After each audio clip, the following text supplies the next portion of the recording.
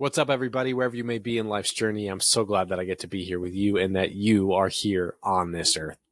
So, this Sunday, we don't encounter a meek and mild Jesus. We don't encounter Jesus who makes us feel all warm and fuzzy inside.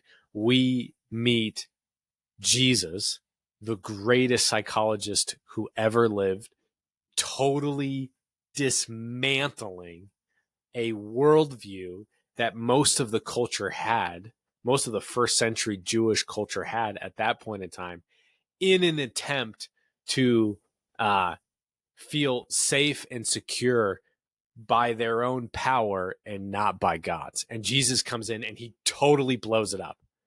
And then he comes in at the end with a lot of hope. But he first blows it up. So let's dive into it. There were people who were essentially trying to talk to Jesus. They came to Jesus and they were like, okay, let's talk about suffering. And they used an example of a group of people, a group of Galileans who died and who suffered the indignity and the horror of having their blood mingled with the blood of Roman sacrifices. And this was a huge indignity and horror in first century Jewish culture. And so the people are basically like, the way that we can wrap our minds around the fact that this horror happened to these people is that it was a sign of God's justice, that they had, we didn't know it, but they had obviously been terrible, awful, no good, rotten sinners.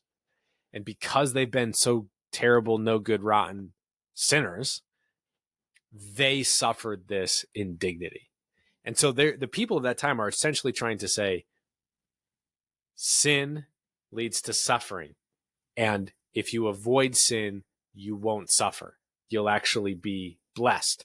It is their version of the prosperity gospel, which exists in modern day as well, which is if you follow God, you will be richly blessed. And so Jesus, he totally dismantles this prosperity gospel. He totally exposes their attempts to impose their own psychological framework of explaining and dealing with the anxiety of not wanting to suffer.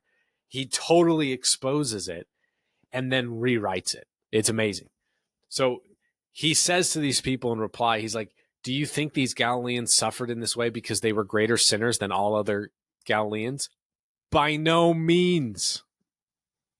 Then he talks about these 18 people who were killed when this tower fell down. And he's like, do you think they were more guilty than everyone else who lived in Jerusalem? By no means. By no means. Jesus is essentially saying, stop trying to play God. Stop trying to play God.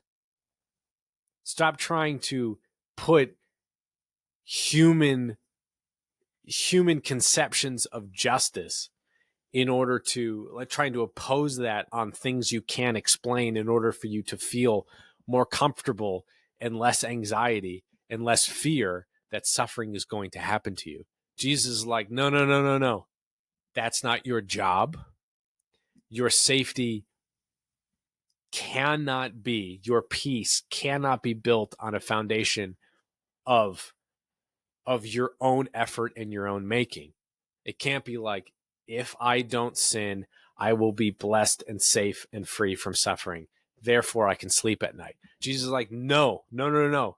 That would be building your house on sand. I love you too much to let you believe that. Instead, I'm going to blow up your house of sand and point you to the foundation built on rock.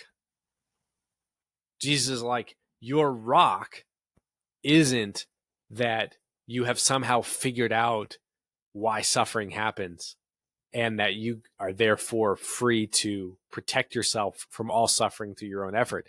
Like, that's not where you're going to get your peace. Where you're going to get your peace is that no matter what happens, even through your suffering, I love you and I've opened the door to heaven for you out of love for you, and you can never change that. So Jesus is trying to replace this human makeshift safety net with the rock foundation of belief and faith in him and his resurrection. So Jesus instead, he's like, don't try to figure this out. Don't try to control and manipulate the situation and be like, okay, I'm in control of whether or not I suffer. Don't do that. Instead, focus on the only thing you have control over. And so Jesus says many times in this gospel passage, I tell you, if you do not repent, you will perish as they did. Jesus is like, control what you can control.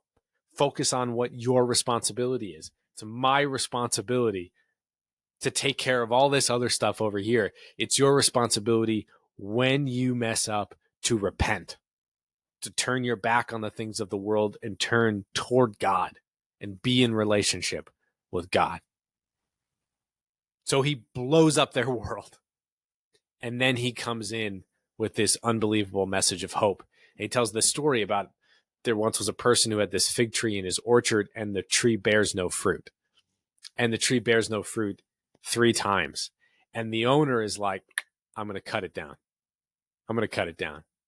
And the gardener is like, leave it for this year also. And I'll cultivate the ground around it, and I'll fertilize it. It may bear fruit in the future. If not, cut it down. Jesus is like, there's still time for you.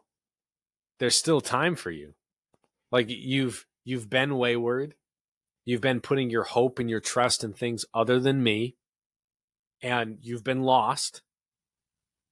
And I am giving you this window of time, this life before you. I'm giving you this life and this opportunity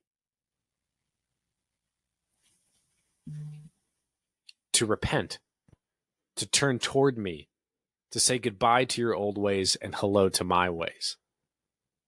And in that you will bear fruit. Not you won't suffer, but that you will bear fruit. So this week is an invitation to really hone in on one of your core responsibilities as a follower of God, which is to repent, especially in the season of Lent. Repent. Repent and believe in the gospel. Repent and turn toward Jesus. May God bless you. And remember, you were made to do hard things.